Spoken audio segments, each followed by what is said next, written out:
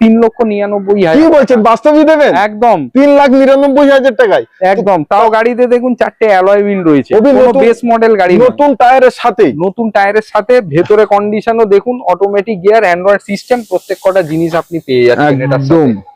মানে খুব দারুণ কোয়ালিটির, দারুণ কন্ডিশন। 17 গাড়ি মাত্র 3,99,000 টাকায় আজকে আপনারা এটা নিয়ে যেতে পারেন। আর loan facility? Loan facility profile ভালো থাকলে 50,000 টাকা ডাউন পেমেন্ট করবেন, 3.5 লাখ টাকা লোন করিয়ে দেবেন। নিতে অতি অবশ্যই কল করুন।